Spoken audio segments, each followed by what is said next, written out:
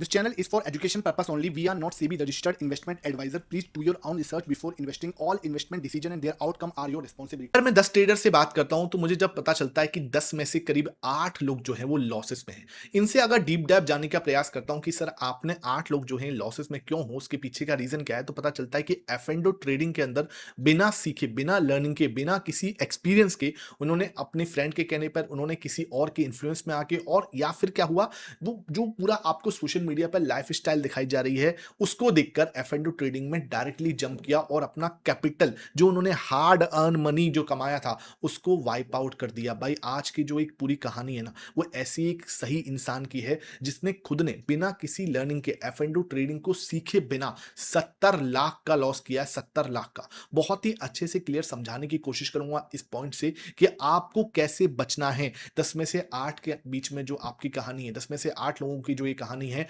70 लाख का लॉस छोटा नहीं होता। पूरी जिंदगी भर की कमाई, पूरी जिंदगी भर की मेहनत होती है जो एकदम से एक ही दिन में खत्म होती हुई नजर आ गई। उसके पीछे का रीजन क्या था पूरा एक्सप्लेन करने की कोशिश करूंगा। फोकस यार होना, सबसे पहले आपको क्या करना है, वीडियो को लाइक कर देना। इस टाइप का लर्निंग सेशन बिना रुके लेके आता हूं, इसलिए वीडियो को लाइक एंड हाइप कर देना। शुरू करते हैं आज का ये सेशन। देखो भाई, एफ&ओ ट्रेडिंग ना, भाई आपको समझना है कि ये क्यों शुरू हुई थी। एफ&ओ ट्रेडिंग आपको सट्टा करने के लिए नहीं हुई थी, ये एक हेजिंग टूल है जिसे लोग समझते ही नहीं है। हेजिंग किससे बोलते हैं, जब आपको क्या है, आपके पास कुछ है, जैसे लेट सपोज आपके पास एक स्टॉक है। हम यहां पे एग्जांपल लेते हैं, जैसे एचएएल का एग्जांपल लेते हैं, ठीक है। अगर किसी के पास एचएएल का स्टॉक है, अगर वो उसके अंदर कुछ पोजीशन को अपनी मैनेज करना चाहता है, अपने लॉस को, तो वो क्या करेगा, वो अपने लॉस को मैनेज करने के लिए ऑप्शंस में कुछ कर सकता है या फ्यूचर में कुछ कर सकता है। इसको बोलते हैं एफ&ओ ट्रेडिंग करना, अपनी पोजीशन को हैच कर लिया, सिंपल सी बात है। लेकिन क्या हुआ, हमने क्या करा, इसको एक सट्टेबाजी की तरह, एक स्पेकुलेशन की तरह यूज करना स्टार्ट कर दिया, और उसमें क्या हुआ, बड़े बड़े लॉसेस। समझना भाई क्या हो रहा है। एचएएल जो है आपका, उसकी इस समय जो प्राइस चल रही है वो लगभग 4,500 के आसपास जो है, मैं अप्रोक्सीमेटली प्राइस बता रहा हूं, 4,500 के आसपास चल रही है। उसका एक लॉट साइज जो है 150 स्टॉक्स, 150 का है। तो यहां पे हम क्या देखेंगे कि सर अगर आपको 150 स्टॉक्स बाय करने हैं तो कितना मार्जिन लगेगा, 6,75,000 का। सिंपल सी बात है। अगर किसी के पास 6,75,000 नहीं है, वो क्या करेगा, और उसको क्वांटिटी सेम बाय करनी है, वो क्या करेगा, एक फ्यूचर का लॉट बाय कर लेगा। ठीक है, उसको लगता है यहां से ऊपर जाएगा, अब वो सीधा सीधा फ्यूचर का लॉट, उसको पता चल गया कि हाँ भाई कम पैसे में मैं क्या कर सकता हूं, 1/4 के अंदर एक फ्यूचर बाय कर सकता हूं जो कि मुझे 1.5 से 2 लाख में मिल जाएगा। अब वो क्या करेगा, 1.5 से 2 लाख रुपए में उसने 150 क्वांटिटी उठा ली। अब इसकी क्या है, एक्सपायरी भी है, हाँ ठीक है, वो रोल ओवर हो सकता है, सब कुछ है, ठीक है। अब वो 1.5 लाख रुपए के अंदर, 2 लाख रुपए के अंदर वो कितनी क्वांटिटी उठा रहा है, 150 क्वांटिटी उठा रहा है, जो रियल में जिसकी वैल्यू कितनी है, लगभग 6.7 लाख रुपीस है, 6.75 लाख रुपीस है। अब यहां पे क्या हुआ, उसका जो रिस्क देखो, यहां एफ&ओ ट्रेडिंग ठीक है, लेकिन जो 5% लोग इसके रिस्क को समझते हैं उनके लिए ठीक है। भाई आपको क्या लग रहा है कि जो काम 1.5 लाख में हो सकता है वो मैं यहां पर 7 लाख में क्यों करूं। भाई जो काम, भाई ये आपको समझना पड़ेगा, 7 लाख ना उसकी एक रिस्क मैनेजमेंट है, उसका एक तरीका है। आपको समझना है कि भाई उससे नीचे जाएगा तो आप क्या कर सकते हो, वहां पे होल्ड कर सकते हो। आपको पता है कि अगर मैंने जो स्टॉक लिया है उसकी होल्डिंग आराम से हम कर सकता हूं, बिना कोई टेंशन के, रात को सो सकता हूं, कोई दिक्कत नहीं है। लेकिन यहां पे क्या हुआ, आपने एफ&ओ के अंदर बड़ी पोजीशन बना ली, 150 क्वांटिटी के साथ में बना ली, और बिना आपके पास में कैश नहीं है, इतना 1.5 लाख रुपए का कैश है उसी के साथ। अब क्या होगा, जैसे ही इसके अंदर उतार चढ़ाव होगा, लेट सपोज आपने खरीदा ऊपर के लिए, वहां से स्टॉक थोड़ा सा नीचे आया, आपको रात की नींदें उड़ जाएंगी। होता है नहीं होता, नीचे कमेंट सेक्शन में बताना, ये लोगों के साथ में हो रहा है। फिर थोड़ा सा हल्का सा ऊपर गया ना, आपको होता है कि हाँ चलो ठीक है। फिर जैसे ही उसने ये वाला सपोर्ट जो बनाया था, ठीक है, ये सपोर्ट का ब्रेकडाउन होता है, लेट सपोज ऐसे करके, आपकी हालत खराब। अब आपको क्या है, ना आप फैमिली के साथ कुछ इन्वॉल्वमेंट हो, ना आप अपने काम में कुछ कर पा रहे हो, आपका वर्क लाइफ बैलेंस की बिल्कुल ही हालत खराब हो जाती है।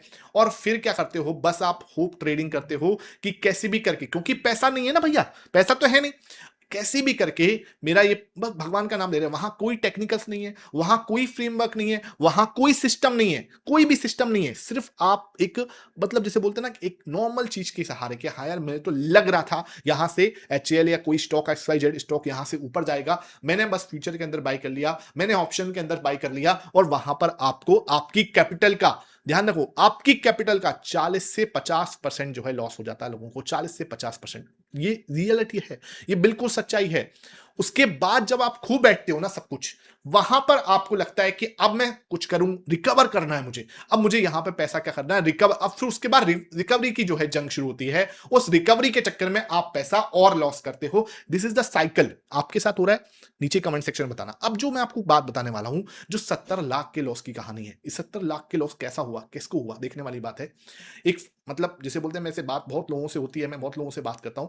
तो जो आपकी एक्सपायरी है, ठीक है, जो आपकी निफ्टी की वीकली एक्सपायरी है, वहां पर मेरे पास शाम को एक फोन आता है कि सर मेरा नाम, मैं नाम भी यहाँ पे नहीं बोलूंगा, XYZ नाम है, ठीक है। उन्होंने क्या करा, वो बैठे, उनको क्या है, पिछले 2 बार से लॉस हो रहा था। पिछले 2 एक्सपायरी से उन्होंने बहुत मोटा मोटा लॉस किया था, लगभग 3-4 लाख का लॉस उन्होंने किया था। 3-4 लाख का लॉस, ठीक है, मतलब उनकी जो कैपिटल थी उसके हिसाब से ओके ओके था, ठीक है। 3-4 लाख का लॉस उनकी कैपिटल का मान के चलो 4-5% के आसपास या 10% के आसपास कुछ होगा, ठीक है, कोई दिक्कत नहीं है।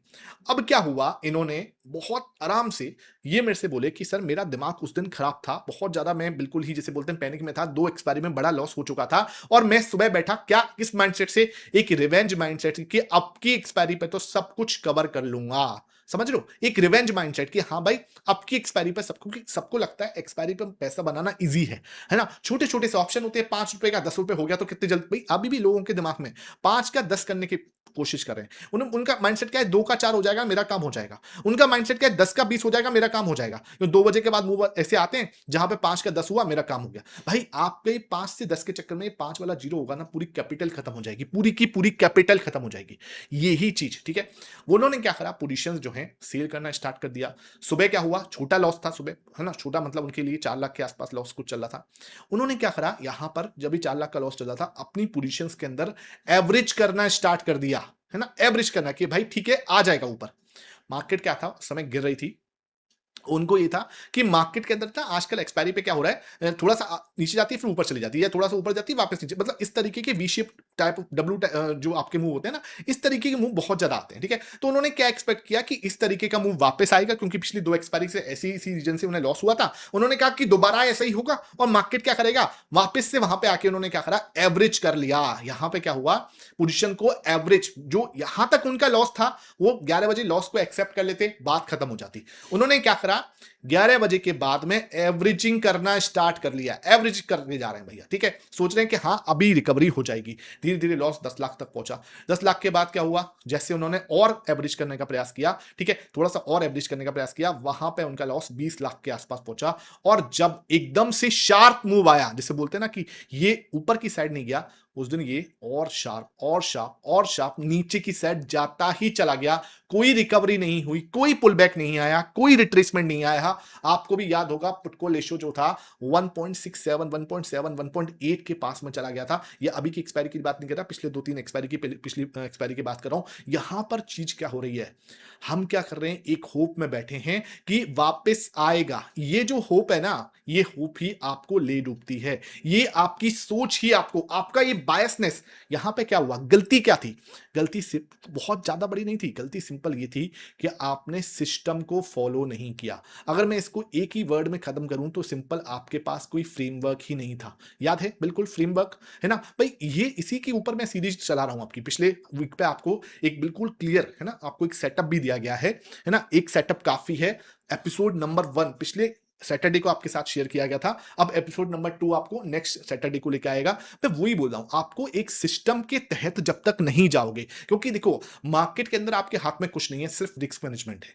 रिस्क मैनेजमेंट का मतलब क्या, आपकी पोजीशन साइजिंग कितनी है और आपको लॉस कितना लेना है। अगर इन 2 चीजों पे आपका कंट्रोल नहीं है, भाई 2 तो चीज है हमारे हाथ में कंट्रोल करने के लिए, कि आप कितना खरीद सकते हो क्वांटिटी, और कितना लॉस आपको बेयर करना। अगर ये 2 चीजें भी अपने हाथ से आपने खो दी, है ना, यहां पे आप एवरेज कर रहे हो एक्सपायरी डे पर, वो भी ये एक्सपेक्ट कर रहे हो कि यहां पर कुछ ना कुछ रिवर्सल आ सकता है, तो भैया आपका निश्चित है कैपिटल वाइप आउट होना। आपकी देखो बात कैपिटल वाइप आउट की नहीं है, सिर्फ आपकी पूरी फैमिली के ऊपर बात आ जाती है भाई।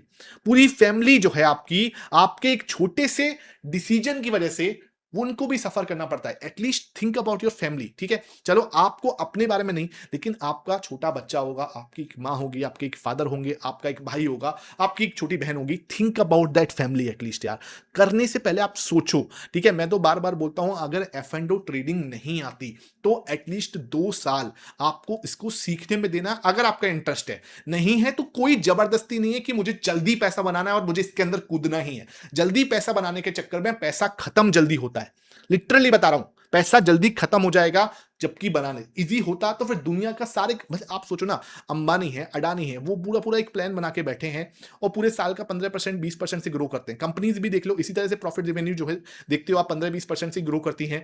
ठीक है, हम अगर इससे ज्यादा ग्रो करने की कोशिश कर रहे हैं, तो आप अगर सोच रहे हो कि मैं एक दिन में 100% रिटर्न बनाने का प्रयास कर रहा हूं, आप क्या कर रहे हो, एक दिन में, सच बता रहा हूं, ये 8 साल की कमाई, 8 साल की कमाई थी उनकी, 70 लाख जो उन्होंने प्रॉफिट बनाया था, या फिर जिसे बोलते हैं उनकी खुद की फादर की जो भी था, 70 लाख का जो पैसा था ना, 8 साल लग के हर दिन, हर रात, हर जिसे बोलते हैं घंटा बैठ के हम मेहनत करते हैं, वो एक दिन में खत्म हो गया। सिर्फ एक दिन, एक दिन, उसके बाद सब कुछ खत्म।